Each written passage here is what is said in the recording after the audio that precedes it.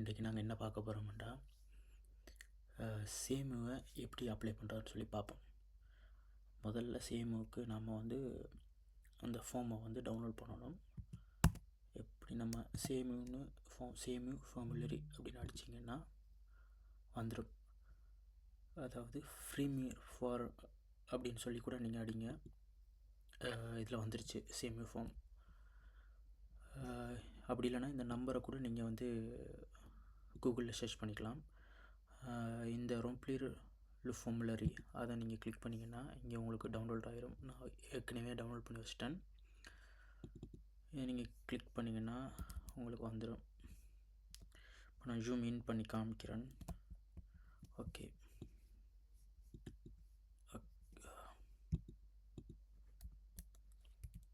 முதல்ல உங்களோட பேர், உங்களோட அப்பாவோட பேர், உங்களோட பேர், பிறகு உங்களோட செக்யூர் சோசியல் நம்பர், உங்களோட காஃபோட நம்பர். நீங்கள் காஃப் ஆல்ரெடி பதிஞ்சிருந்தீங்கன்னா அந்த காஃபோட அலோகேஷன் நம்பர், உங்களோட டேட் ஆஃப் பர்த், உங்களோட நேஷ்னாலிட்டி, நீங்கள் ஸ்ரீலங்கான்னா ஒருத்தருக்கு கொடுங்க, உங்களோட அட்ரஸ், கோட் போஸ்டல், அப்புறம் நீங்கள் உங்களோட வில் என்னமோ அதை எழுதிக்கொள்ளுங்க. இங்கேயும் அதே மாதிரி எழுதுங்க. நீங்கள் சிங்கிளா இல்லை மேரேஜா இல்லை டிவைஸ் ஆகிடுச்சா கேட்டிருக்காங்க. நீங்கள் சிங்கிள்னால் இங்கே டிக் பண்ணிக்கோங்க. மேரேஜ் ஆகிடுச்சுன்னா இங்கே டிக் பண்ணிக்கொள்ளுங்க. ஒய்ஃப் இங்கே இருக்கிறாங்கன்னா அவங்களோட டீட்டெயில்ஸெல்லாம் நீங்கள் இங்கே எழுதிக்கொள்ளுங்க. இல்லை அவங்க ஸ்ரீலங்காவில் இருக்காங்கன்னு சொன்னால் அது எழுத தேவையில்லை. ஜஸ்ட் மேரேஜ்னு சொல்லிவிட்டு இந்த டீட்டெயில் அப்படி விட்டுருங்க. அடுத்து உங்களுக்கு 25 வயசுக்குள்ளே பிள்ளைகள் எத்தனை பேர் இருக்கணுமோ அவையோட பேர் அதெல்லாம் எழுதி செக்யூரிட்டி நம்பர் ஃபுல்லாக இதில் நீங்கள் ஃபில்லப் பண்ணிக்கலாங்க.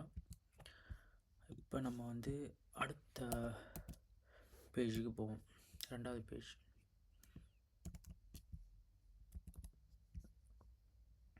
இங்கே நீங்கள் 2024 to 25ன்னு போட்டுக்கொள்ளுங்க. இங்கே 0.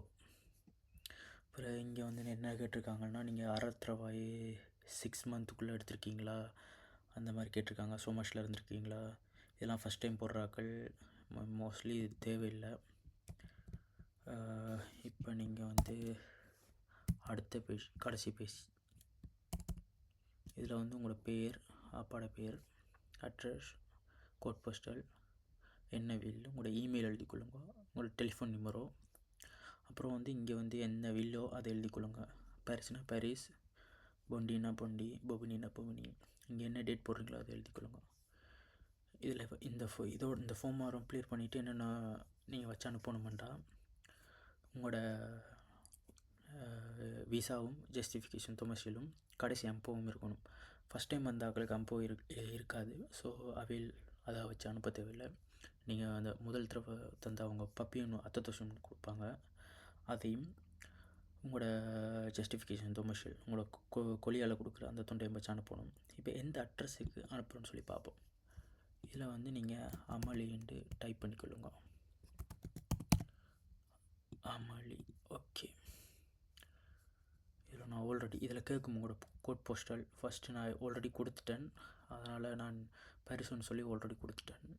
ஸோ நீங்கள் இந்த வெப்சைட்டுக்குள்ளே போனோன்னா உங்களுக்கு கோட் போஸ்டல் கேட்கும். உங்களுக்கு கோட் போஸ்டல் கொடுத்தீங்கன்னா இங்கே நியூஸ் கான்டாக்டே அப்படின்னு சொல்லியிருக்கு. அதை நீங்கள் கிளிக் பண்ணிங்கன்னா டாக்குமோ நான் சென்ட் பண்ண போகிறேன் அப்படின்னு சொல்லி இந்த ஆப்ஷனை கிளிக் பண்ணிங்கன்னா இதை கிளிக் பண்ணி இந்த அட்ரஸ் உங்களுக்கு இதில் ஷோ ஆகும். இந்த அட்ரஸை நீங்கள் போட்டிங்கன்னா உங்களுக்கு சேமி ஒரு மாதத்துலேருந்து 3 மாதத்துக்குள்ளே வந்துடும். உங்களுக்கு 3 மாதத்துக்கு வரைக்கும் வராமல் இருந்தால் அவையோட ஒரு லெட்டர் போட்டு அவைகிட்ட திருப்பி கேட்கலாம்.